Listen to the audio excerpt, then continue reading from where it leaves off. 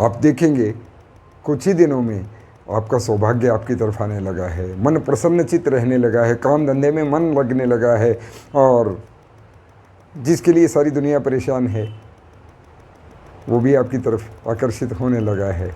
आपके अनावश्यक खर्चे घटने लगे हैं, निश्चित लाभ होता है। आजमा के देखें।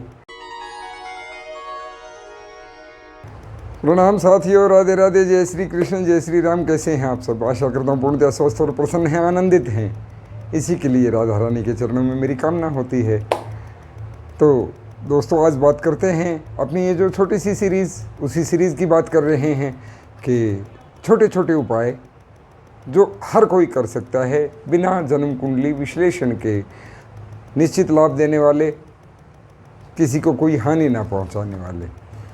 तो ऐसे उपाय की सीरीज़ में आज हम बात करते हैं।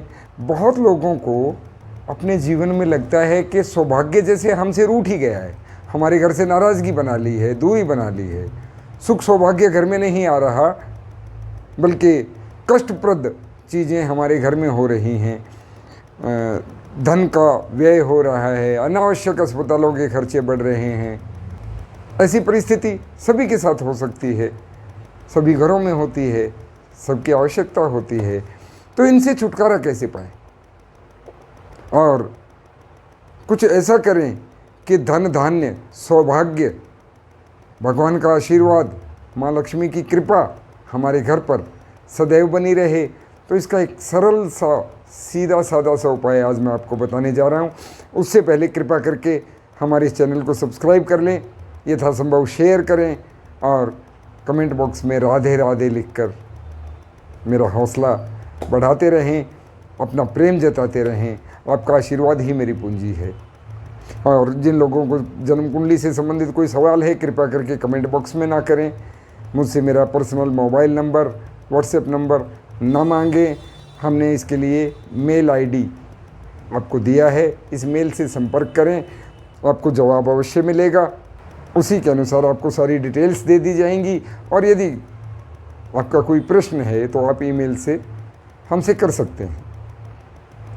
तो साथियों, आज हम बात करते हैं उस उपाय की जो कि सुख, समृद्धि, सौभाग्य को घर की तरफ, आपके परिवार की तरफ आकर्षित करने वाला है और यहाँ के दुखों को विकर्षित यानी बाहर भेज देने वाला है। ऐसा उपाय जो कोई भी कर सकता है, सबको करना चाहिए अपने घर में, हम तो करते हैं। इसके लिए आप क्या करें? इसके लिए देखिए, कारक ग्रह चंद्र बहुत शुभ ग्रह, चंद्रमा लक्ष्मी के प्रतीक माने जाते हैं। चंद्र ग्रह का ये उपाय है, लाल किताब में वर्णित है। आप चाहें तो पढ़ भी सकते हैं और इस उपाय को कर सकते हैं। आप चांदी की एक मछली ले आएं, अपने सुनार से कहें, अपने जो भी स्मिथ हैं उनसे कह के चांदी की मछली बनवा लें। छोटी बड़ी आपका सामर्थ्य, वो इतनी सी भी हो सकती है और बड़ी भी हो सकती है। मछली हो, शुद्ध चांदी की हो। बस शर्त ये है कि असली चांदी, शुभ चांदी से बनी हुई वो मछली आप ले आएं। आप ठोस ले आएं यदि आपका सामर्थ्य है, क्योंकि वो छोटी सी ही 20-30 ग्राम की हो जाएगी। बड़ी लेंगे आप 6 इंच या 9 इंच, 12 इंच, तो बहुत भारी वजन हो जाएगा, तो कुछ लोगों के सामर्थ्य से बाहर हो सकती है। उसके लिए भी सरल उपाय मैं आपको बताता हूँ। उसके लिए आप मछली ऐसी लें जो भीतर से खोखली हो, लेकिन उसमें जल भरने का स्थान हो, कि जल से आप उसको भर सकें, ढक्कन लगा सकें। या तो सॉलिड हो, ठोस हो। यदि वो खोखली है तो उसमें ऐसा कोई स्थान हो जिसमें कि आप जल भर सकें, ढक्कन लगा सकें, उसे सील कर सकें। ऐसी एक मछली आप ले आएं और किसी भी शुक्ल पक्ष के सोमवार के दिन उस मछली को आपने कहाँ स्थापित करना है? अपने घर के ईशान कोण, नॉर्थ ईस्ट, उत्तर पूर्वी कोना जहाँ पे मिलता है, वहाँ किसी स्थान पर, जहाँ मैं अक्सर बताता हूँ ये देवताओं का स्थान है, ये माँ लक्ष्मी का स्थान है, ये जल तत्व का स्थान है, उस स्थान पर उसको स्थापित करेंगे। स्थापना की विधि मैं आपको बता देता हूँ। सोमवार के दिन, शुक्ल पक्ष के सोमवार के दिन सुबह के समय आप नहा धोकर धुले वस्त्र पहनकर उस मछली को स्थापित करें, और स्थापित भी करें किसी शीशे के बर्तन में। शीशे का ले सकते हैं, ये सिरेमिक आप ले सकते हैं, धातु का बर्तन ना लें, अन्य धातु का बर्तन ना लें। शीशे का कोई बाउल, शीशे की कोई प्लेट टाइप आप ले सकते हैं, सिरेमिक का ले सकते हैं।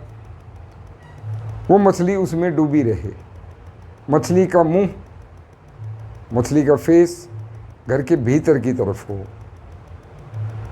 ये मछली आप घर पे स्थापित करें।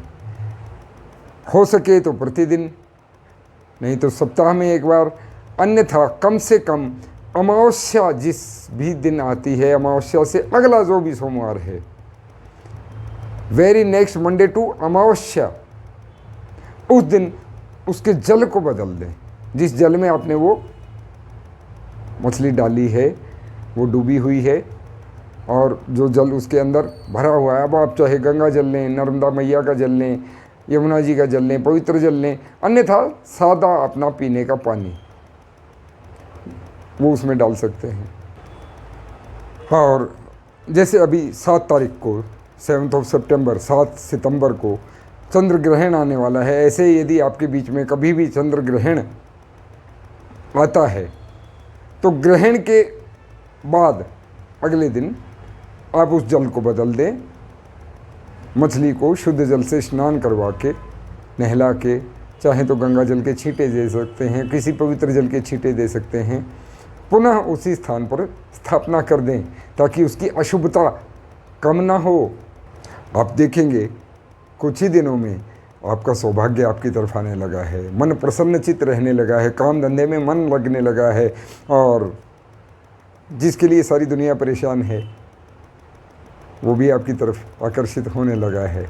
आपके अनावश्यक खर्चे घटने लगे हैं, निश्चित लाभ होता है। आजमा के देखें।